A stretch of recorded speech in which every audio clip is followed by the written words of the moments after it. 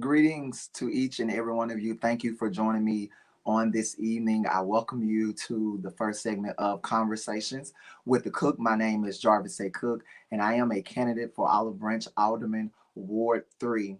And I am excited to have this opportunity to create this segment, or this platform rather, for you to get to know me to get to know you, as well as educate, inform, ask any questions, give out information so that everyone can be in the know in the upcoming election on June 8th. So I want to encourage you to share this with someone. You can click the share button to share this segment. If you know any people and your family members, friends that live in the Olive Branch area or even in DeSoto County, period, because we will be covering subjects that will be for every voter in Mississippi.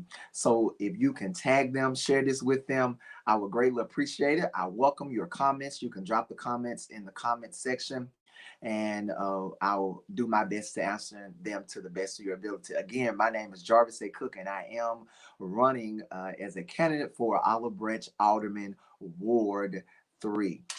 And so I just want to address and just have conversations. And so I welcome you tonight to Conversations with the Cook. It will be a 30-minute segment every Monday until the June 8th election. And so I will be providing information that is very beneficial and vital to every voter in the state of Mississippi. And so I will love for you to stay with me and have conversations with me. Again, thank you for joining me. So tonight, first and foremost, I want to cover a great deal of things. I don't have a lot of time, so I want to cover as much as possible. I have received some questions, and I hope to answer those questions tonight for you. First and foremost, I want to make sure that we all are educated as it relates to the general election on June 8th. So, a lot of people confuse the different types of elections. So I want to cover the types of elections that there are, or the main elections rather. We have what we call the federal elections, and those are elections for offices within the federal government. For American citizens, this means the elections for president, vice president, for U.S. Senate, for the U.S. House of Representatives. These are federal offices directly elected by the voters. So that's one type of election, a federal election. Now, another type of election is a state election, and that's elections for offices, for ballot initiatives within the state government. And this includes offices such as governor, uh, lieutenant governor, state senator, state representative, state auditor, insurance commissioner, controller, secretary of state, attorney general. All of those positions are handled in the state election. Not all of the states have the same array of elected state officials. In some states, for instance, judges are elected by popular vote. In other states, judges are appointed by state officials who themselves are elected by voters. So we got the federal election, and then we have the state election. Next, we have the municipal election, which will be held in DeSoto County June 8th. That is a municipal election. It's not a federal election, it's not a state election, but it's a municipal election. And it's important that you know which type of election is being held on June 8th. I have come in contact with so many people that have confused the elections. And so I'm going to get to, I don't want to jump ahead of myself, but where you vote at the maybe in the federal or the state election may not be the same place for the municipal election. So it's important that you know what election this is. June 8th will be a municipal election. So I want to make sure that you're aware of that. Now, we do have partisan primary elections, which was just held on last week here in DeSoto County. Olive Branch did not have a primary election as candidates are running unopposed. We were not opposed by the same party. So primary elections are nominating elections that are administered by the government, municipality, but that serve to select nominees for political parties like Republican, Democratic, Independent, and so forth. General election, which we will have on June 8th. That election will decide the actual office holders within the municipalities. Some general elections contain a choice of two candidates for each contested office. Others contain multiple candidates per office, each on the ballot as the official nominee of a political party. So on June 8th, it will be a municipal election and it will be a general election. So now the burning question. Talked to so many people, even myself had to learn this. What is a ward? We all live in a ward. If you reside in the city of Olive Branch, if you reside in South Haven, if you reside in Horn Lake, if you reside in Walls, wherever you reside, or if you reside in Hernando, you live in a ward. So it's important, it is so important that you know which ward you live in. Okay. There are so many people that do not know which ward they live in. It's okay. We want to help you find out and discover which ward you live in. If you still have your voter's registration card, that information is on your voter's registration card.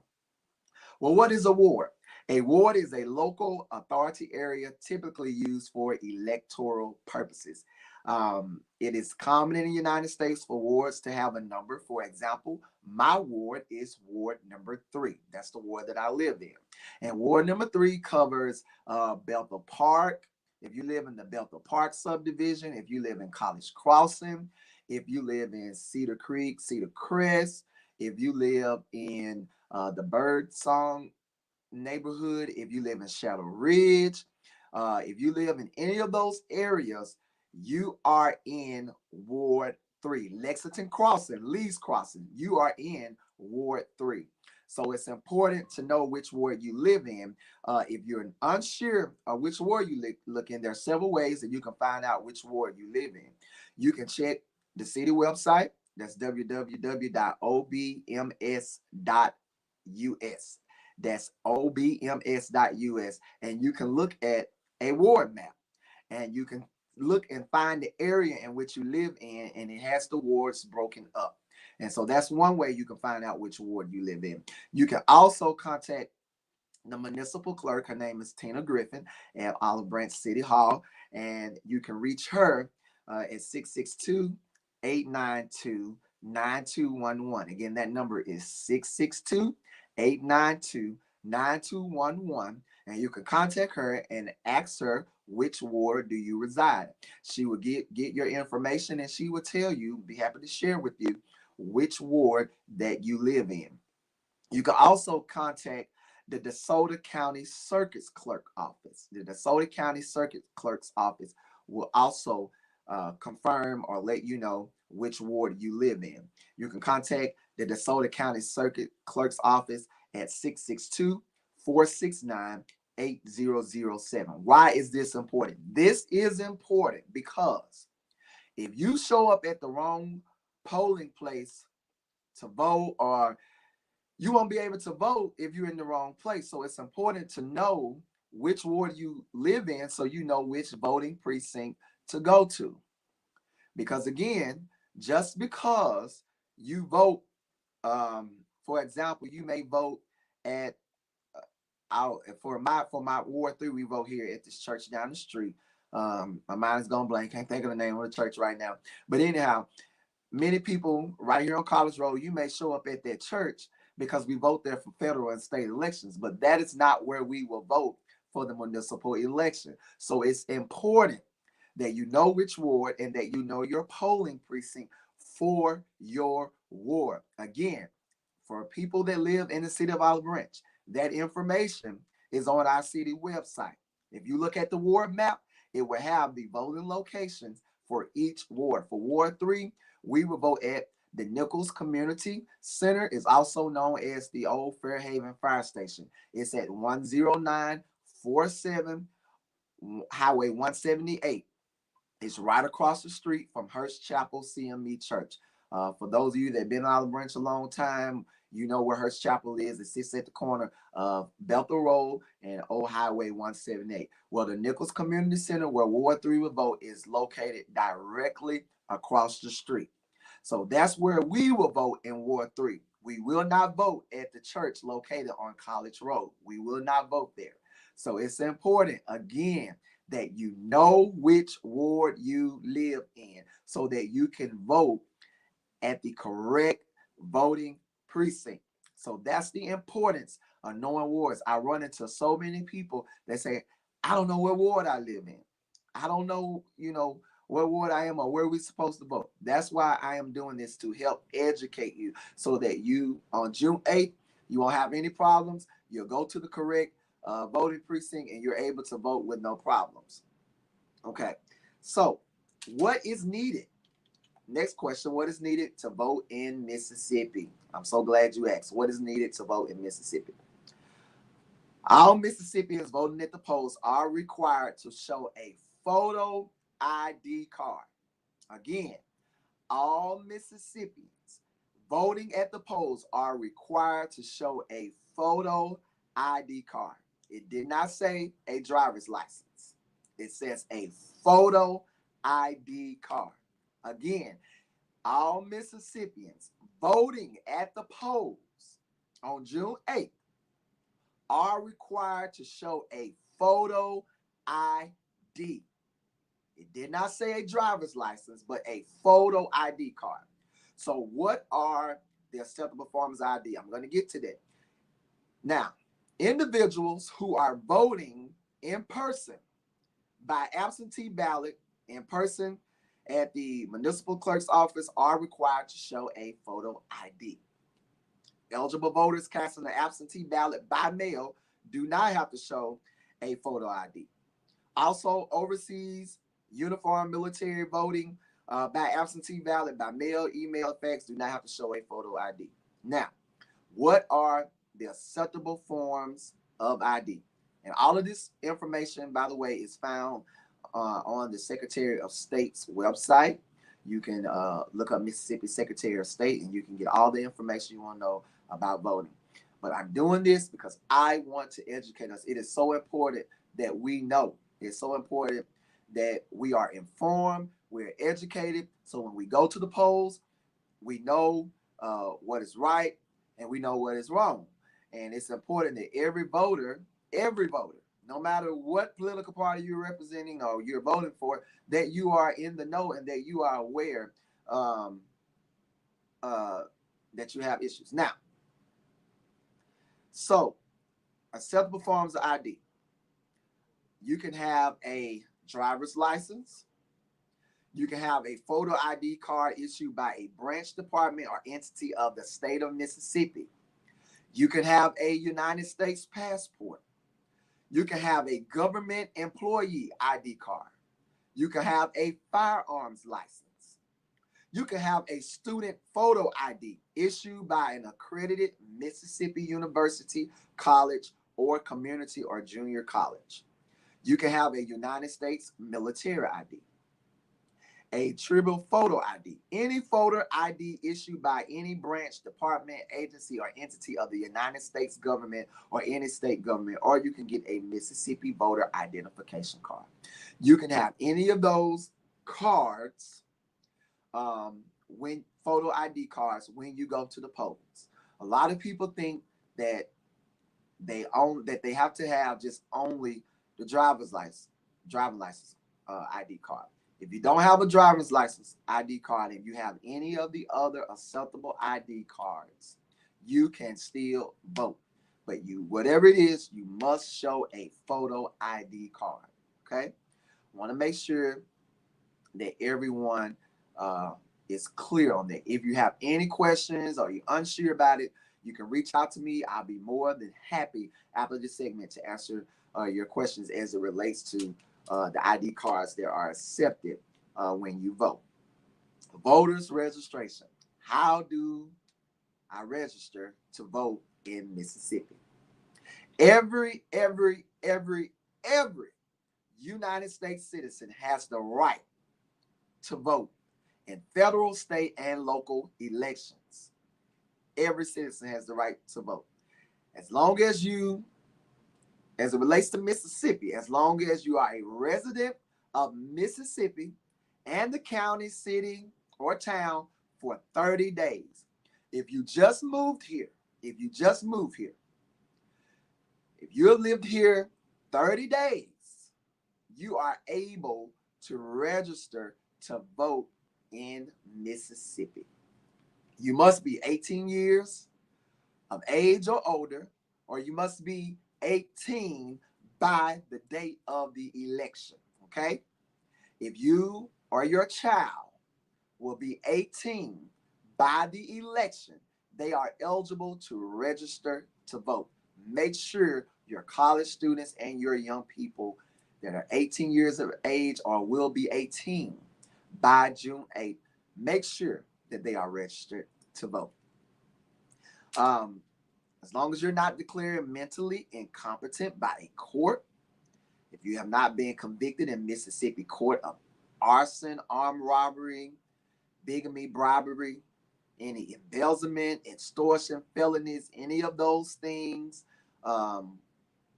robbery, statutory rape, theft, any of those things, as long as you're not convicted of any of those things in the Mississippi court, you are eligible to register to vote. You can register to vote at your circuit clerk's office, your municipal clerk's office, when you get your driver's license at the Department of Public Safety, or through mail. You can do this through mail by going to the DeSoto County Circuit Clerk's website, and you can download the voter's registration form. You can complete that. You can download it from the website. You can complete that form. You can mail that form back in. You can mail that back in to the circuit clerk's office. Once you have done that process, they will do what they need to do, and they will mail you your voter's registration card. If you have moved, for example, you was living in Ward 1, but now you live in Ward 3, you need to complete another registration form so that you can be registered to vote, in Ward 3. Because what happens is, what happens if you lived in Ward 1 and you moved to Ward 3 and you show up to Ward 3 voting precinct where your name is not on the registry and you will not be able to vote, you may have to do what we call it's not another word for the absentee ballot, but a provisional ballot. That's what I'm looking for, a provisional ballot. Well, we want to eliminate even having to do that. Just go ahead, make sure you get your voter's registration changed over to wherever you're currently living in if you want to vote in that particular ward. Now, you can register at the circuit clerk's office, or you can do it at your municipal clerk's office, or you can download the form from DeSoto County's circuit clerk's website, and you can mail that form back in. Registration, this is important. This is so important. Registration must be accomplished at least 30 days prior to the election. If you wish to vote in the upcoming election, you must have registered 30 days before that election. So keep that in mind. There are deadlines that we have to be mindful of, and it's important that you get those deadlines. Now, I receive this question a lot, and it's it's okay, because in school they taught us there's no such thing as a dumb question. So I love people to ask questions. I've been taught the only dumb question is question you don't ask. A lot of people have asked this: what is an alderman? What does an alderman do? That's what I'm running for. So I'm going to help you out. Each alderman represents his or her specific ward, with one alderman being elected at large and representing the entire city. Aldermen are elected for a 4-year term and are not limited in the number of terms they may serve. So you can pretty much put an alderman as much like a congressman. An alderman represent the people who elect them, and they are supposed to do what's in the residents' best interest. You as a voter elect an alderman basically to represent you, to be your voice for the area that you live in. That's why you represent, or that's why you elect your alderman. And they are supposed to do what is in the best interest of the area in which you reside. So that's what an alderman does. That's in a little short version, nutshell of just they do a whole lot more, but that's just for you to understand. A lot of people didn't understand when you hear the word alderman, because we in certain states there are different definitions or different titles rather. You might have city council member or whatever like that. They all work the same. They sit on the board, they work with the mayor works with the board of aldermen, they make decisions and represents the ward in which they live. So it's important that you know what alderman is and what alderman does. Next, I want to deal with the ballots. There will be another segment that we will deal solely with voting, but I want to kind of dive in a little bit and just discuss the ballot. Currently, Mississippi do not offer early voting, but they do offer voting absentee. And I must interject and add that there is an initiative, a ballot initiative for early voting, that is underway. Currently, signatures are being collected to offer us at least, if I'm not mistaken, 10 days of early voting. And so, for those of you that voted in the last presidential election, you experienced long lines. There were very long lines. Matter of fact, I stood in line 2 hours. And I stood right there because I was going to exercise my right to vote. Well, a lot of Mississippians are trying to improve voting and get us to basically have early voting, which I don't think would be a bad thing. I think it'll be a wonderful thing. Not trying to tell you who to vote for, not trying to change the way you vote. It's just offer you the option to vote besides one day early vote. So that is an issue there. So we don't do early voting, but we do offer voting by absentee. Should you meet the criteria, there is a criteria for absentee voting. You must be 65 years of age, a student living outside the voting district. If you have health issues that will prevent you from actually going to the polls or things like that, from my understanding, you are eligible to vote. If you have any questions concerning your eligibility to vote absentee, I strongly recommend that you contact the municipal clerk for the city of Olive Branch. Again, her name is Tina Griffin, and she will answer your questions concerning absentee voting. But just because you're working out of town or you're a student does not mean you can't vote. You can still vote, and you should take every advantage of that to exercise the right to vote. You can vote absentee at the city hall with the municipal clerk, or you can complete an application, which is ongoing right now. It opened up last Friday, where you can call and request the application to do a mail-in absentee vote. But again, there are deadlines, and I will come back with those. There are deadlines for absentee voting. I think the earliest opening for absentee voting to go inside of the city hall to vote is on April 27th. That's the earliest date as of now that you can go into city hall should you meet the requirements to absentee vote, to vote absentee. I received a question, says, what are the things that I would do or you would do for the city of Olive Branch? Thank you for submitting that question.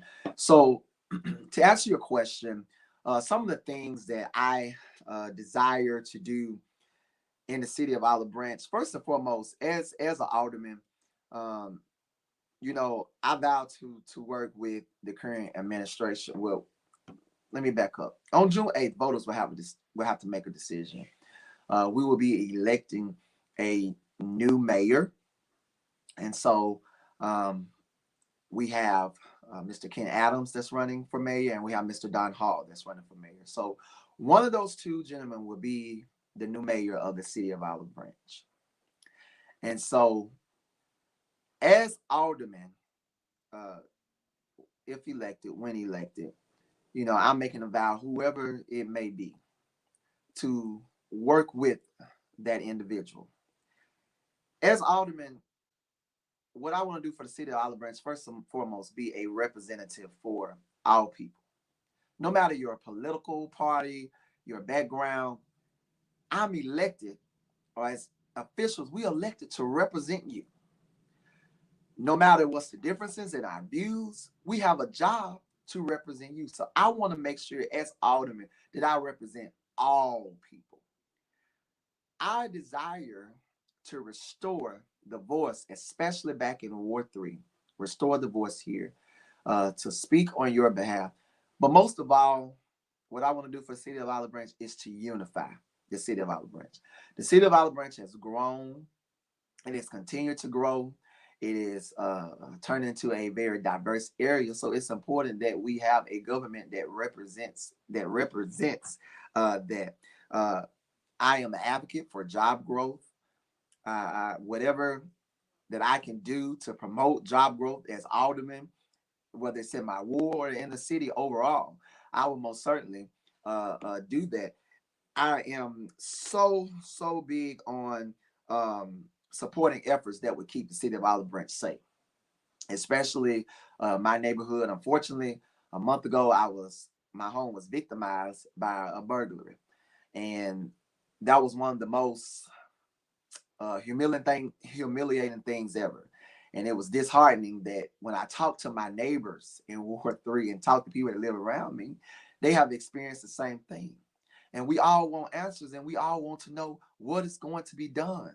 So that's why Jarvis Cook is running, so that we can get to the table. And I have plans, and I have initiatives that I want to present to the new mayor, present to the board of aldermen, that we can do to keep our neighborhoods safe.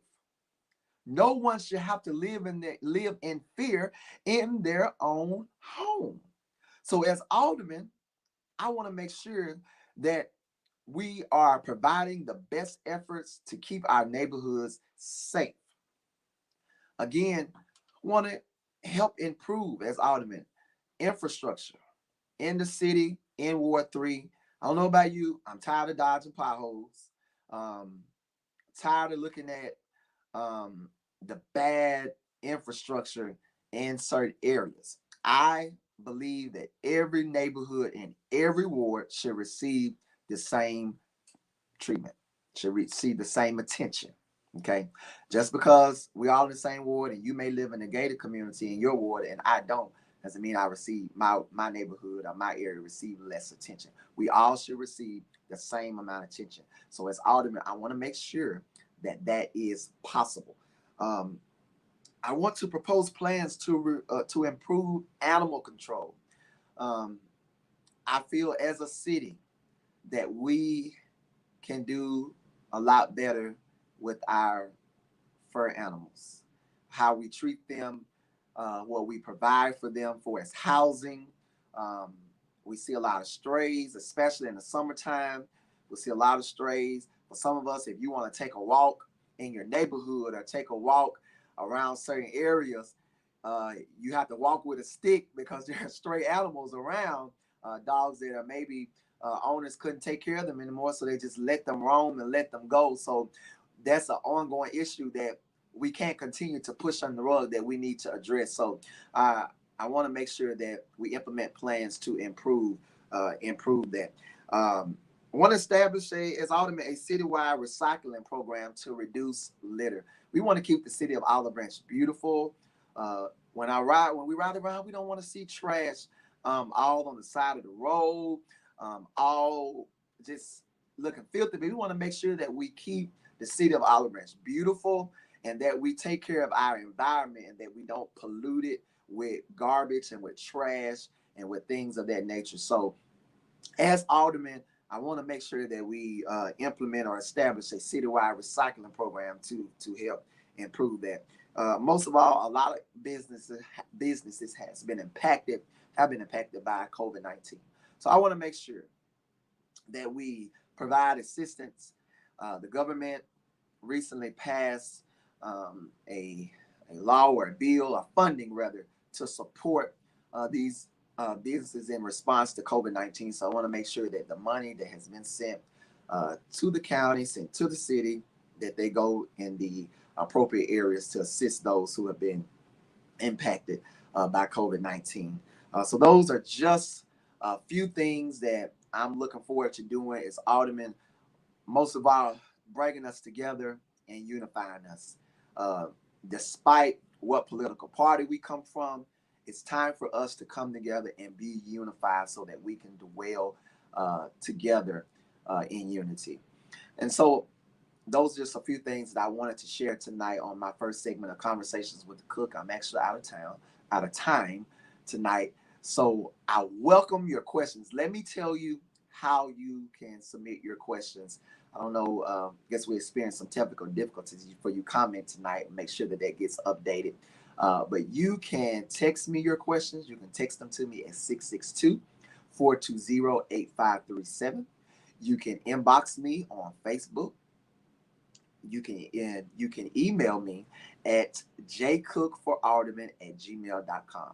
Any of those ways to submit your questions, I will be glad to receive your questions again and answer them to the best of my ability. If you just want to talk to me, you want to meet me, I'll be more than happy. A lot of people have reached out, want to talk, want to meet, and I'm making my rounds around to meet and talk to voters. So I'll be more than happy. There's my number on the screen, 662-420-8537. You can call me, and I'd love to speak with you.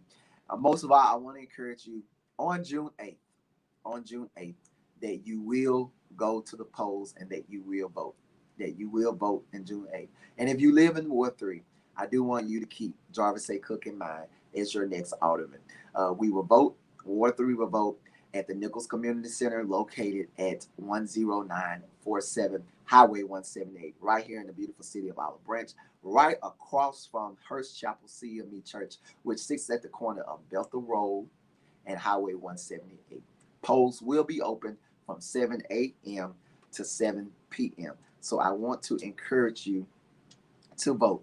I want to also encourage you to check out my website at www.jcookforalderman.com. You can follow me on Instagram at Cook for Alderman. You can follow me on Facebook by just typing in the search sign at J.A. Cook for Alderman. You can follow me on Twitter at Cook for Alderman. Again, you can email me, jcookforalderman.com at gmail.com. All of those sites or tools are available for you to connect with me. And if you desire to donate to my campaign, you can also donate to my campaign by Cash App. That's J.Cook for Alderman. You can do it by PayPal by putting in the email, jcookforalderman at gmail.com. You can do it by Zelle by putting in my phone number, 662-420-8537. Or you can even do it by text to give. You can text the word give to 662-262-3193. Or you can visit my website, jcookforalderman.com, and you can there's a donation section on there for you to make a donation to my campaign. Again, thank you for watching. I hope that I have educated and informed to the best of my ability in this short time. Again, I will be live every Monday until June 8th, informing, answering your questions, just an opportunity for you to get to know me to get to know you, and most of all, you understand who I am as a person, because I want voters to find out me as a person, learn me as a person. I want you to know me as a person. So this is the best way for me to do that, given with the times that we're in. I'm looking forward to meeting many of you. Got my schedule lined up.